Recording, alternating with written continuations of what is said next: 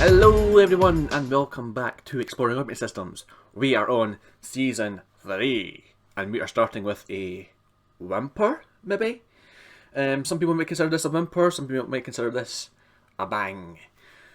But this was what we were waiting to do since back in the start of the year. It's about February-ish that this is coming out, and yes, this is going to be an interesting one. This was suggested to me by a kind viewer back in Season 2, and we're going to take a look at Windows Vista. Windows Vista, Vista, Vasta, Vusta, Vina, Vuna, Vun, Longhorn, whatever floats your boat kind of thing, we are going to be taking a look at Windows Vista. And this was kindly suggested by a kind viewer, which I am blanking on that person top of my head, but thank you in advance. So this is Windows Vista. This is the setup process because we are going to start from setup. Because I thought it was quite interesting to look at. Windows Vista is probably the last consumer release of Windows to have a very interesting out-of-box experience, I think. I'd probably argue Windows 8 was when it went back to being interesting, and Windows 10 just become dull and boring again. But this is the setup process. So we're going to start from setup. I'm going to set this to United Kingdom because that's where I'm at. So English to install, blah blah blah. It's got kind of lovely stuff. Now before you say it's similar to Windows 7, it's actually the other way around. Windows 7 is similar to Windows Vista. I think the Windows 7 setup process is just a little bit more simplified kind of thing, and somewhat boring, if you like. So that's just that. And this is all on a virtual machine. So we'll just let that do its thing. And it's going to be copying files, which was quick.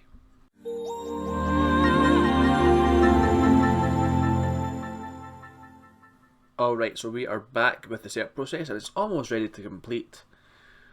And I think there's some other steps during the setup process, and I will resume the showcase of Windows Vista in just a bit.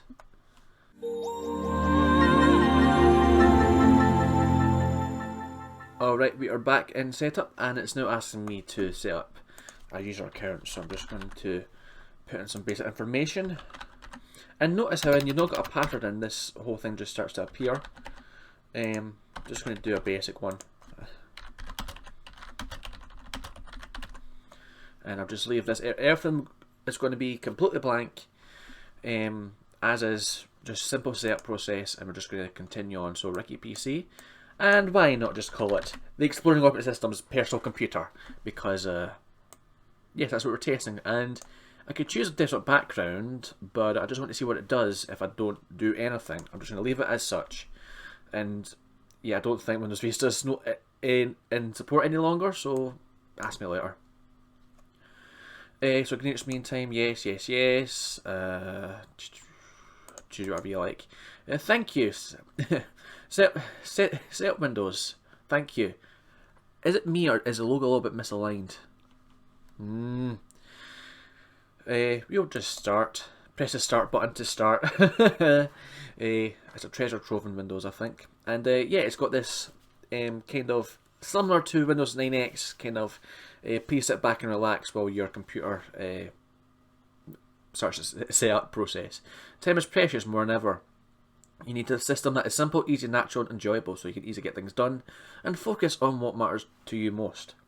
Please wait while Windows takes your computer's performance.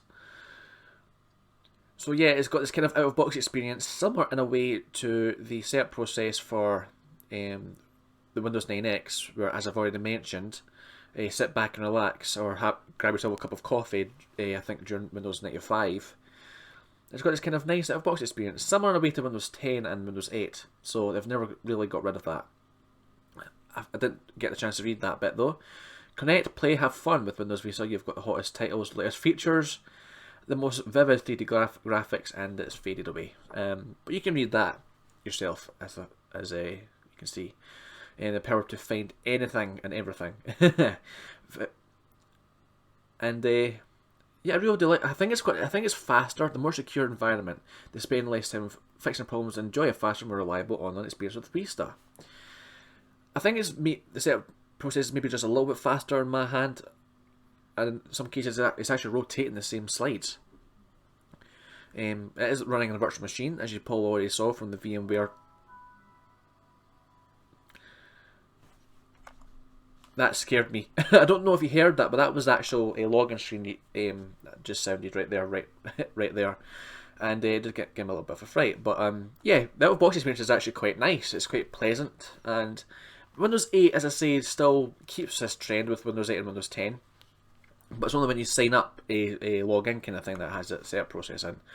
So I'm just going to put in the password, and hopefully we will get into business. I do warn though, the sound might be a little bit dodgy.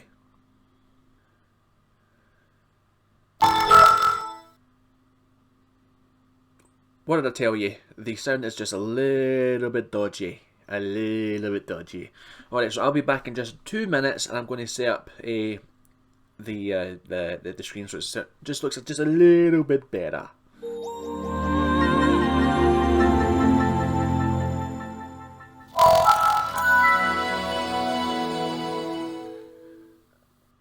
Alright, we are back with Windows Vista. I'm just going to log back in. I have actually just went on to install VMware tools onto the operating system. And as I say, I do kind of warn that any sounds effects you might hear are a little bit loud on my end. I'm not too sure about yours, but the sound is a little bit dodgy.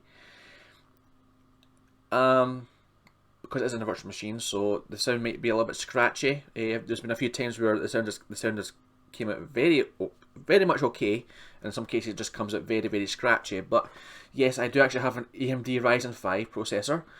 Feel free to let me know whether that's a bad or good choice in the comments below. And 2 GB worth of RAM, VMware X, Y, and Z. So yes, that is actually the kind of like outbox experience from Windows Vista. This little window right here, which is kind of similar to the Windows 98 out-of-box experience with the little window in the corner right here with the fancy music as well. But yeah, that is just that, and it's got some details on how to use the operating system, of course, so view computer details, transfer files and everything else, so it changes, and you can actually see some quick helpful tips up here. Some other interesting stuff is, of course, you've got the sidebar, which is a very familiar thing for anyone who's ever used Vista and then Windows 7. The sidebar, of course, did disappear in Windows 7, but the gadgets still remained. And the sidebar kind of works as its own little space kind of thing, because you can actually open the sidebar, or you can also like close the sidebar. And then some, if I'm not mistaken correctly, if you do close the sidebar, hang on, let me just try something. Close the sidebar. Yes. If you close the sidebar, any gadgets that are outside of the sidebar still remain on the desktop. So let me just reopen the sidebar and then just slot that back in. So nice little clock as well. I miss these gadgets, by the way. They were kind of like reinstated somewhat on Windows 8 as the live tiles that were very infamous. But yes, nice little clock thing right here. Excuse me. I'm not too sure if the clock right here is right though. Don't know why it's saying it's almost 9 o'clock. Actually, yes, it is almost 9 o'clock. I'm reading it right here. Just couldn't seem to compute in my head the same time in different formats. And I'm actually quite familiar with the analog clock system kind of thing, but sometimes. And also the tooltips. If I hover over the clock, you can see the tooltip comes up saying what time of day it is, and I've kind of date stamped this episode. But also notice, if you're still using Windows 7, which I don't know why you are, you'll notice that the tooltip just became normal again. Like even in Windows 7 and Windows 7, Windows 8, and Windows 10, the tooltip is just simple again. But in here you've got this little calendar icon in the bottom. But yes, so you can add some gadgets as well. So I've got a little slideshow, which is probably going through sample pictures. Yes, it is. Stocks, which I'm pretty sure a lot of these gadgets no longer work for whatever reason. So NA. Quotes from Comstock, 20 minutes delay. Just close that off, we don't need it. A nice little calendar. Oh, well that's nice. Oh god, that sound. I have to say, to be quite honest with you, when I had Windows Vista, well, my experience with Windows Vista back in the day wasn't too bad, and I've actually still got the laptop to this day that used to be built for it. And it's very interesting that you get modern laptops that can't even work with Windows 10, but Windows Vista laptops work okay with it. Very interesting. We'll try this again. We'll try to open the calendar. I'll just try to drag it up here. And yes, very nice looking calendar kind of thing going on right here. You've got the big clocking right at the top right here, at the bottom right here, sorry. And then if I put it right here, it just minimises itself. And then when you click on it, it just maximises itself out like so. And yes, when it comes to the clock, there are many different formats you can use. You can even name clocks. So if you actually want to, I think you can have like several clocks on the desktop kind of thing, and have them all for different time zones, for instance. So maybe you've got a friend in New Zealand, you want to try and see what time it is on their end, so you could probably set an additional clock for that time. So you can actually name clocks, so, you know, Ricky's clock. And then there's different designs as well, which I'm pretty sure back in the... Oh, that's cute. I'm pretty sure back in the time when Windows Vista was still new, and you could actually download gadgets, similar to how you can download apps now from the Windows Store. There would have been like additional designs you could have chosen from, as well as visual styles and all sorts. So yeah, I actually kind of like this clock right here. But I'm boring. I could actually rename that and call it Quartz, because, you know, Quartz, that clock company. Not sponsored or anything, but I'm just saying. Contacts, a nice little contact book. You can actually create contacts, but you can't make them from the little gadget right here. But you can make them from the Contacts app, separate from this, and it just lists themselves here. If you actually go into the Start menu right here, Contacts, New Contact, and who could I name? I'm not even sure if anyone wants me doing this, but there we go. actually, a friend of mine's from D-Live.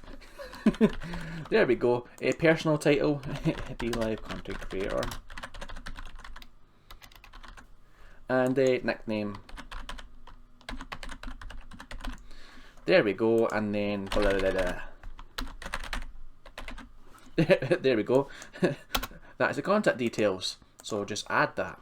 Oh, okay.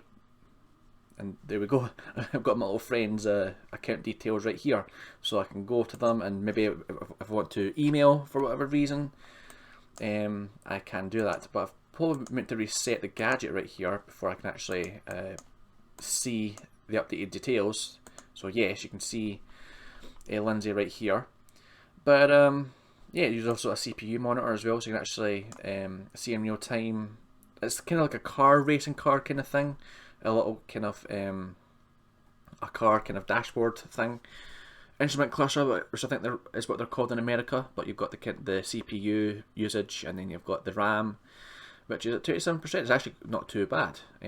I don't know how it's not using a lot of CPU usage. I'm not too sure why that's going on. It's almost like zero, which is very interesting. And then picture puzzle, which, if I remember correctly, is very difficult, because this is pretty much a rage game. But I used to sit and play this for ages at a time, like so.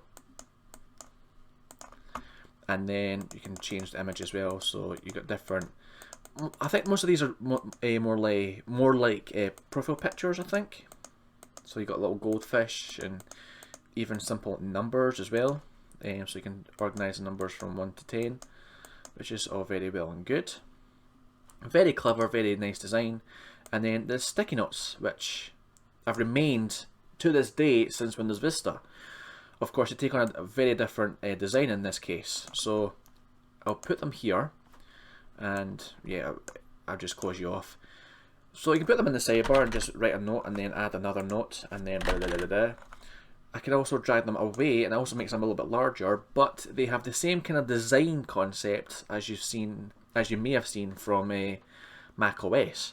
Now, I've not seen any modern iterations of Mac OS because I don't touch Apple with a 10-foot pole, but I do own an old Apple computer, and yeah, this setup is kind of similar.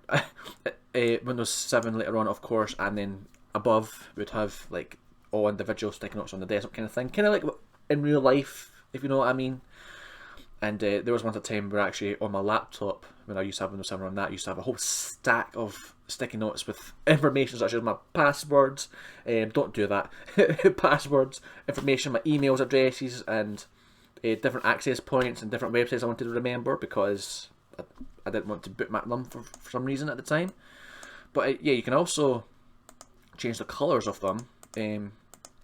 Not individually like you can in modern versions of sticky notes, which are all separate, as I say. You can only change the colour of the item itself in this case, but yeah, you can have like multiple different notes if you like, for whatever reason.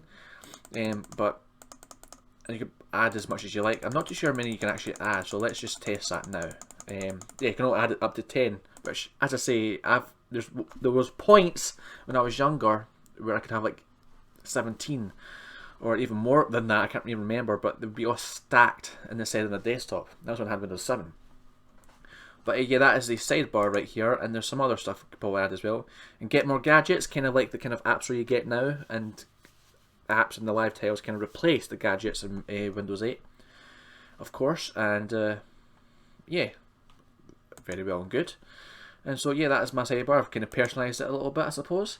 The welcome center again, which is just the same thing. It's just got basic stuff going on about it. So Windows Live, remember that was a thing. Windows Calendar, which is kind of similar to the calendar program in Microsoft Works, which is a cheap, kind of like budget office program by Microsoft that kind of competed with itself, Microsoft Office. It only included a word processor, a database organizer, kind of like Access and Excel kind of thing, a spreadsheet kind of thing, but it didn't have a PowerPoint or presentation software kind of thing on it. It was just bare bones basic Microsoft Works. And then you've got the Media Center. Media Center. That is the Media Center right here, and just Express setup, who cares? And yeah, and take your time to load up, but this is basically how the Media Center looks in Windows Vista. Very different design to how it looked in Windows 7, and then of course you can actually port the Windows 7 version to Windows 8. But very, very similar design. You can actually control Windows from here as well, so you can actually do quite a lot of things from here. Very, very, very interesting and quirky.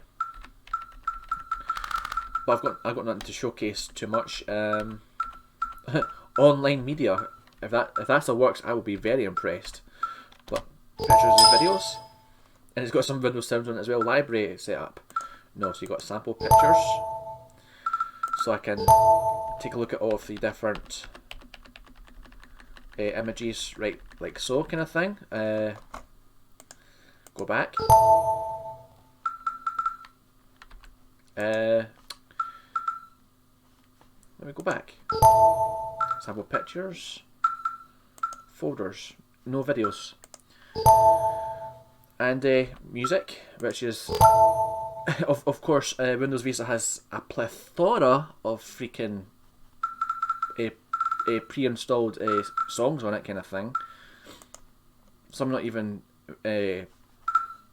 not even familiar with, but yes, I don't know what it is about Microsoft, but they really love Beethoven for some reason in classic music, because it was in Windows XP, it was in Windows Vista, there's even iterations in Windows 7.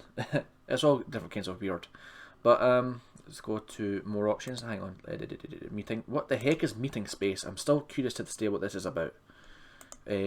Oh, Windows Media stop responding. What the heck is meeting space? Can someone let me know?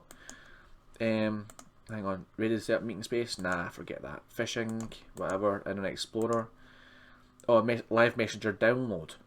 Okay, so we've got Contacts, we've already showcased.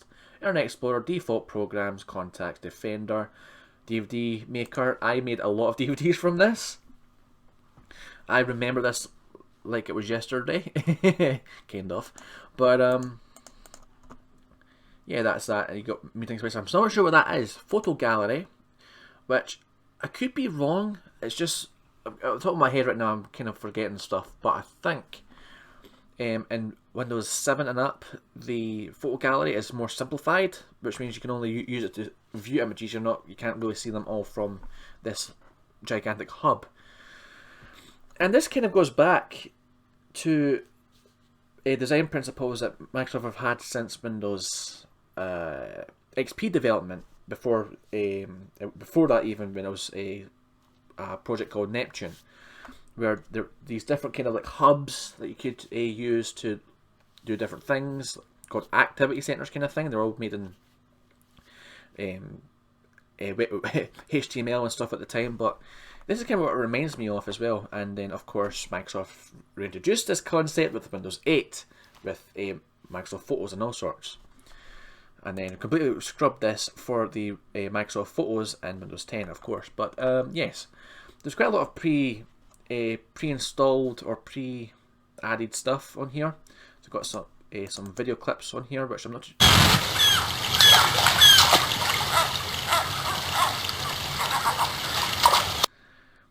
Oh, sugar! I didn't mean that. But you can actually watch videos from the photo gallery as well, which I didn't even know was a thing until I started looking this about.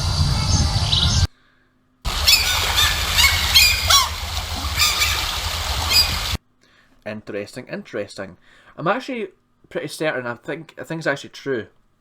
I think the reason why Microsoft at the time actually introduced video clips into Windows was a kind of a way to try and help people who were getting used to Windows Movie Maker, so they could actually try and make some experimental stuff behind the scenes. But media player. Let's take a look at this. I'll just use Express Things. Who cares? So this is a media player. And of course it's still in Windows 8, 10, but I'm not sure for how long. And all of the pre-installed music on it.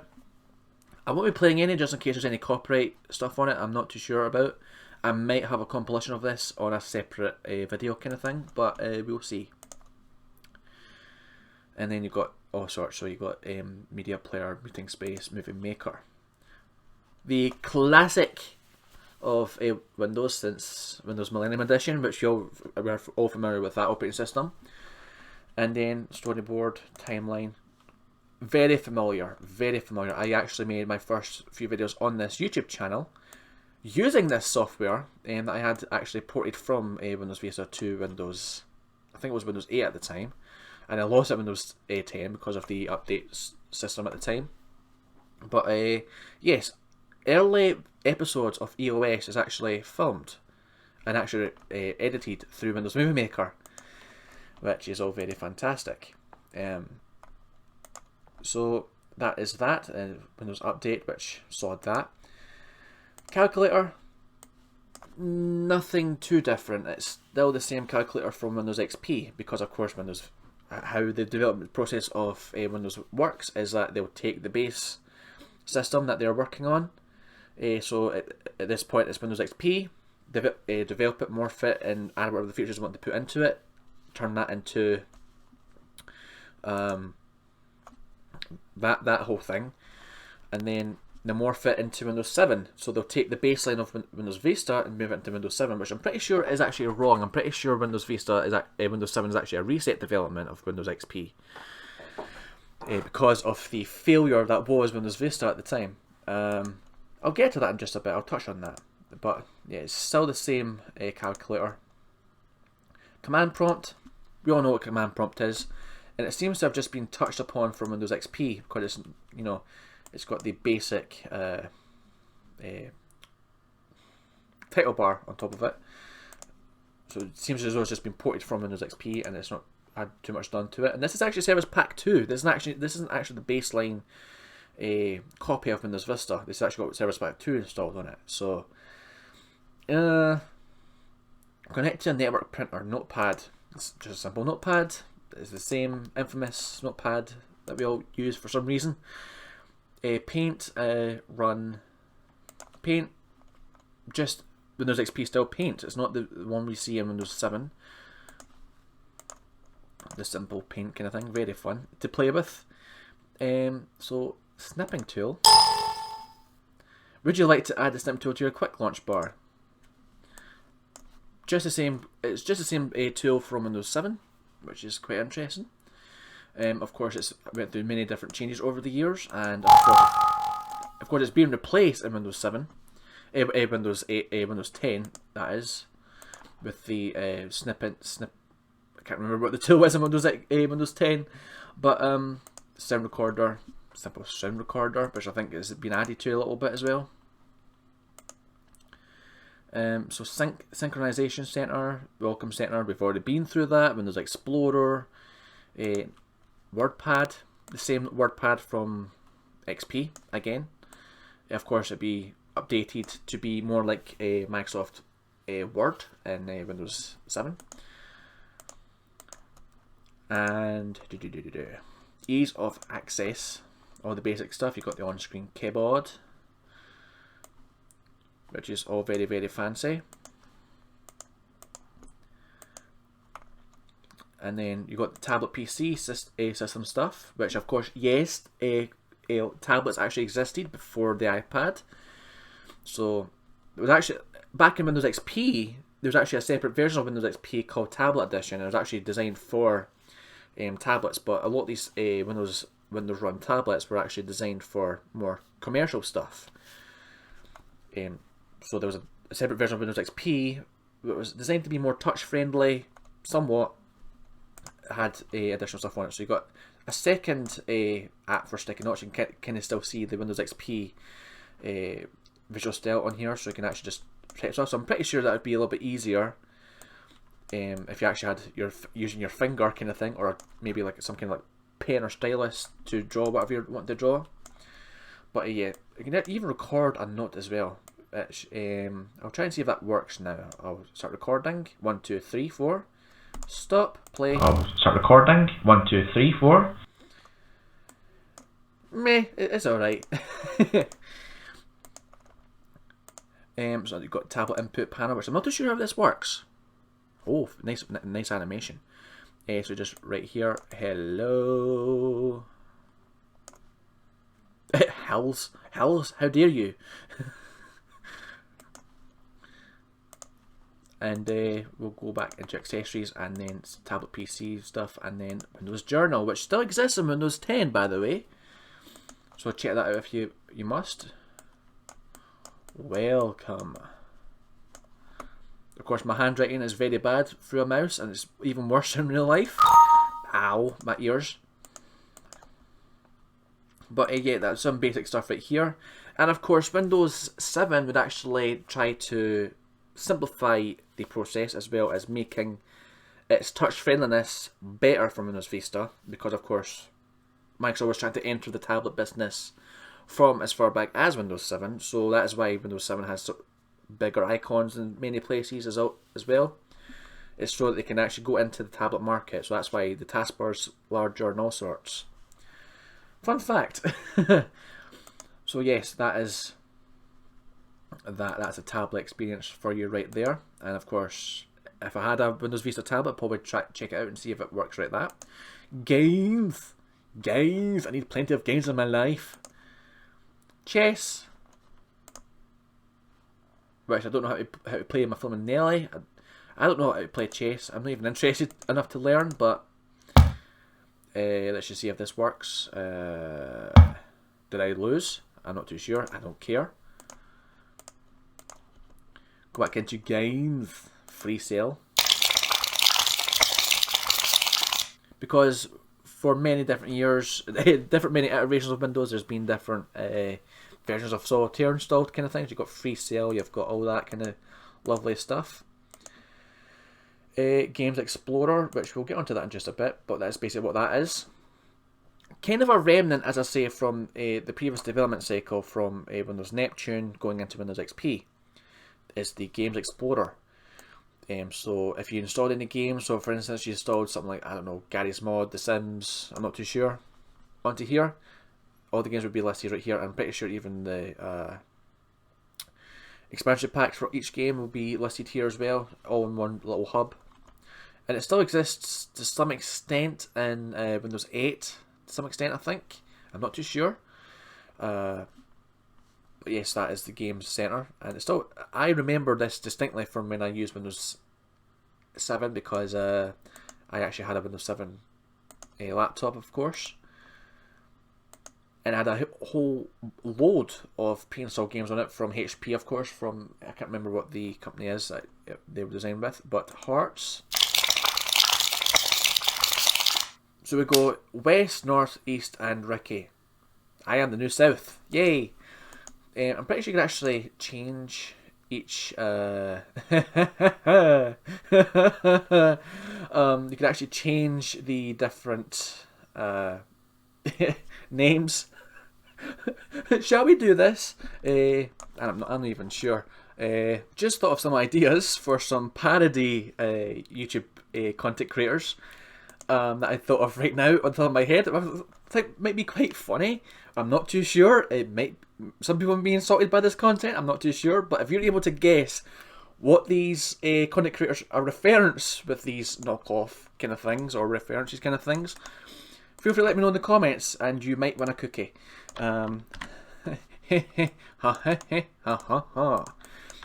so let me just copy paste these. And I will say right now, 2 of these YouTubers are Canadian and 1 is from the US. But feel free to let me know if you know who these people are. But yes, there we go. But yes, that is the card stock right there. Yeah, that is Hearts. Just having a little bit of a goof right here. And I've already done Ink Ball, which this is a very interesting game, I've got to say. So balls, just balls. You have to try and navigate each ball to each column. Would you behave? You have to try and navigate the balls to their color combination kind of. It's kind of like pool in a way, but you have to try and match each ball to each like tunnel kind of thing. I'm not too sure. I'm kind of blanking on the word, but it's quite a fun game to play. Mahjong Titans. I love this.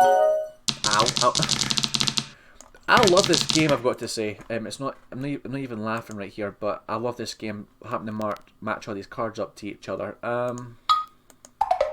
Which I'm not even too sure how to play the game properly. I'm pretty certain that if a card is surrounded by other cards in some fashion, the card is not accessible.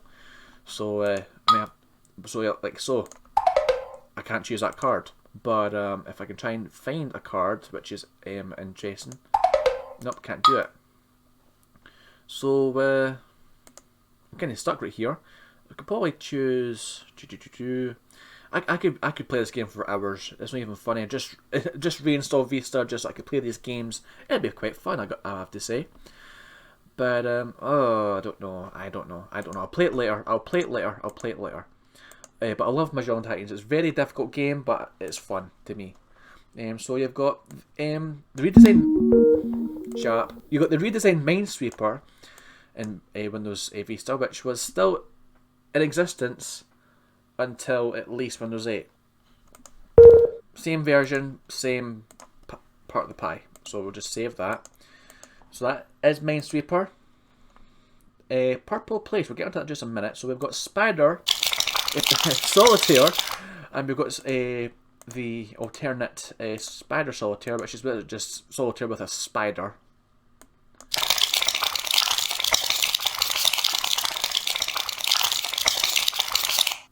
That was fun. Sod freaking Solitaire, I don't like it, I'm not playing it. Sod that. Purple Place. I won't have fun with this. Purple Place, oh, what is that font? But Purple Place is basically a very fancy game, I have to say. So you've got all of this going on right here. So each little house you click on is a game of some kind. So in this case,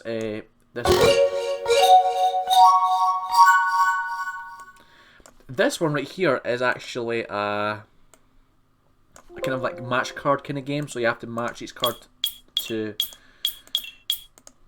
whatever cards they are, and then you'll win some kind of stuff, and you can go back, and then you can resume. This is basically just making a cake kind of thing. You have to try and match the cake design up. So if I just hang on, you navigate with the arrows down here, but it's kind of like one of those classic what do you call them, flash games from back in the day, where you had these kind of point and click kind of things going on. And then chocolate. I love the sound effects. So cake match order. So it's very quirky, very fun. It's very nice for the children, even for me.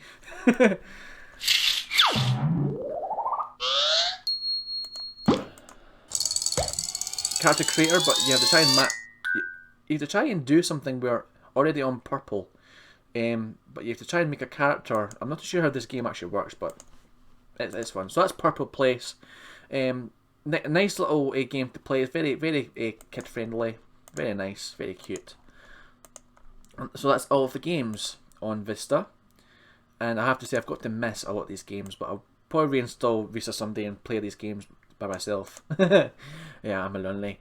But yeah, so that is basically most of the programs in Windows Vista. So I will probably leave this episode there. It's going to be a two-parter, I think, because this is quite long, this little exploration of Windows Vista. But I will let everyone go, and thanks for watching, everyone. This has been Explore Operating Systems. There will be a part 2. I'm not too sure. Maybe in the next couple of days, exploring Windows Vista kind of thing, because I've got to say I love this operating system. And yeah, that being said, I am Ricky, and I will talk to you next time. This is Exploring Operating Systems, Season 3, Episode 1. And I will talk to you next time. Bye!